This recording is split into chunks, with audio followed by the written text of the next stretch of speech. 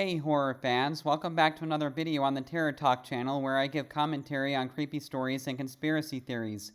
The music you hear I composed myself. If you're struggling financially like a lot of people are, check the pinned comment after watching. I have something that will help you out a lot. Now let's get into it and have some fun.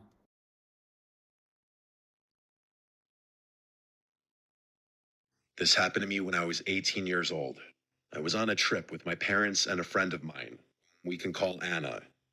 This story takes place in Sweden when we were on a road trip. My parents, Anna, and I were going on a domestic trip, and we had an 8-hour drive from home. The plan was to visit a theme park and stay at a campsite, but we hadn't booked one.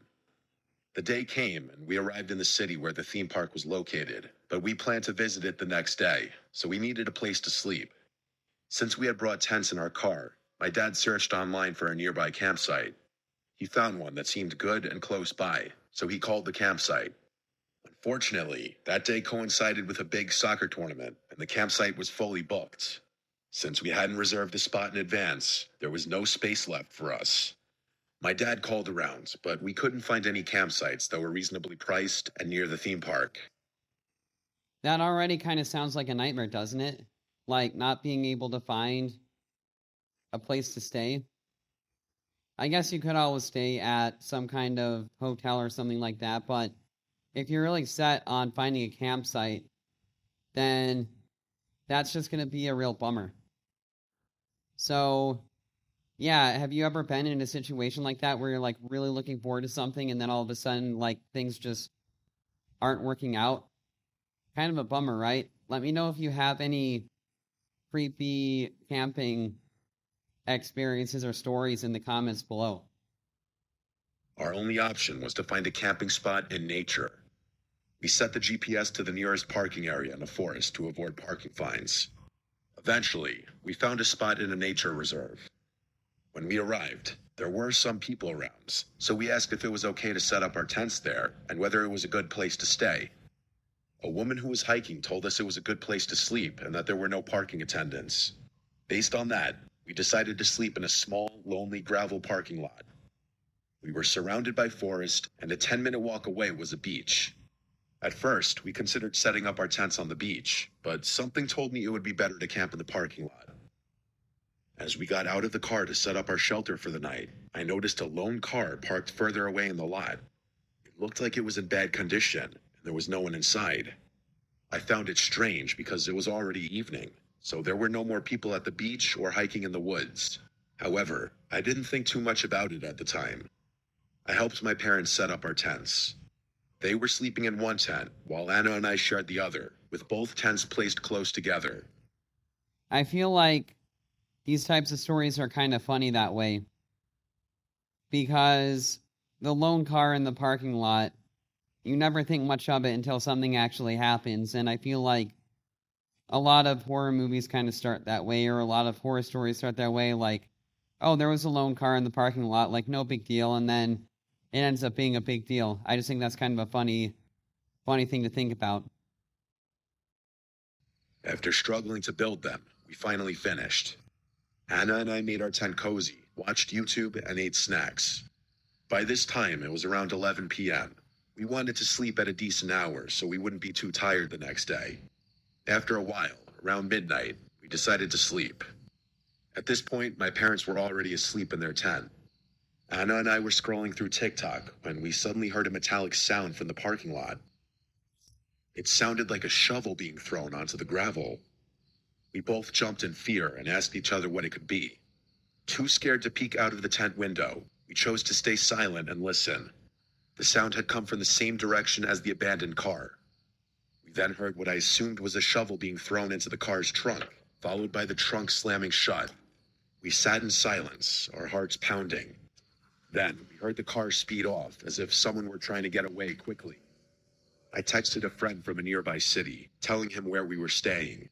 He replied, warning me that the beach nearby was known to be dangerous, with organized criminals often engaging in illegal activities there. We had no idea about this before. When I read my friend's message, I felt cold and deep. Wow, that's pretty crazy, huh?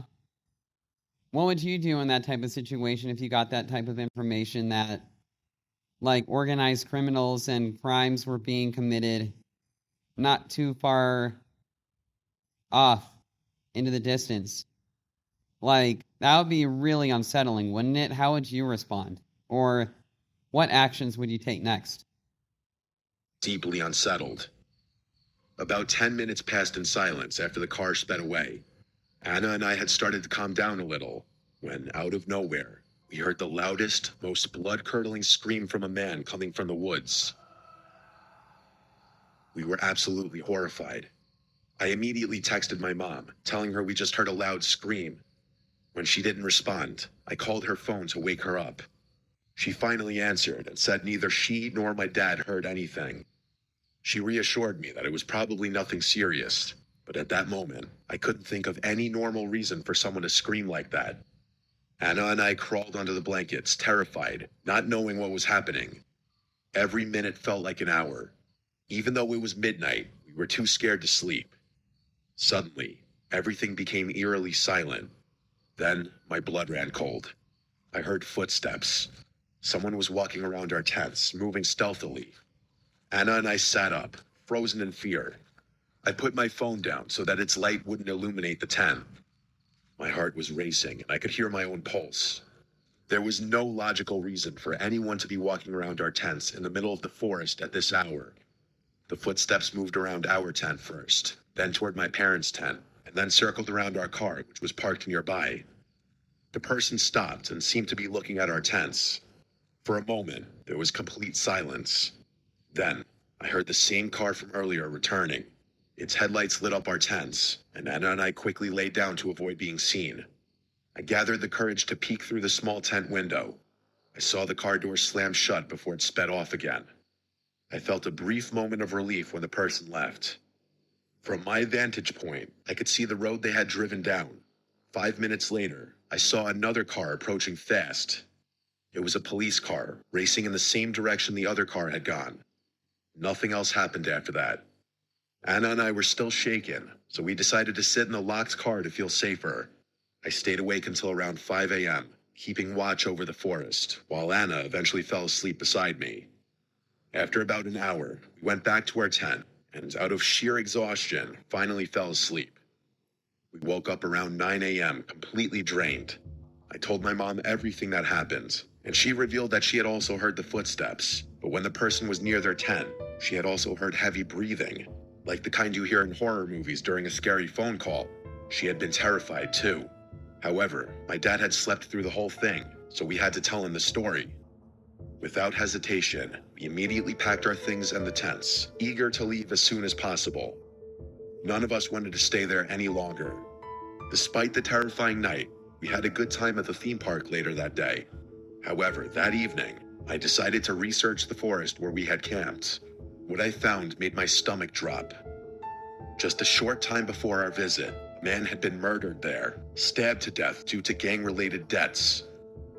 Even more disturbingly, 2 men had gone missing from that exact beach and had never been found. I couldn't stop thinking about it. What if the person walking around our tents was a dangerous individual, checking to see if there were any witnesses? What if we had been in serious danger without realizing it? Even now, I still think about that night. Who made that horrifying scream? And why was someone using a shovel in the middle of the night in a forest? And the police, what exactly were they chasing? I guess I'll never know.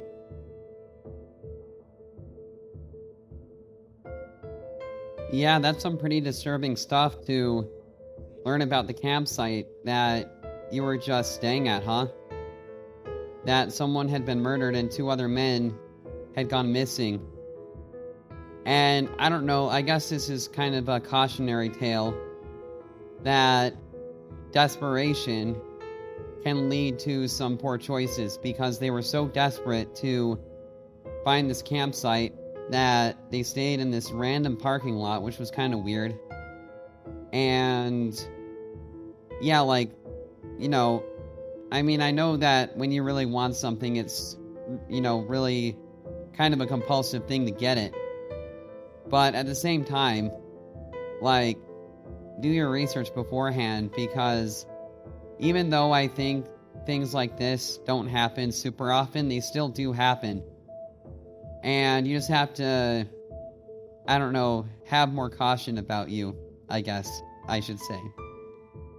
So, yeah, just when you're going on these trips and things like that, just be cautious and have your wits about you more than you normally would in your familiar surroundings, because, and if you see an abandoned car in the parking lot, like, don't shrug that off, because I feel like a lot of people do shrug that kind of stuff off like it's nothing, and then stuff like this happens. So those are my thoughts, but I hope you enjoyed my commentary and the music, and be sure to check my money saving opportunity in the pinned comment below, and I will see you in the next video.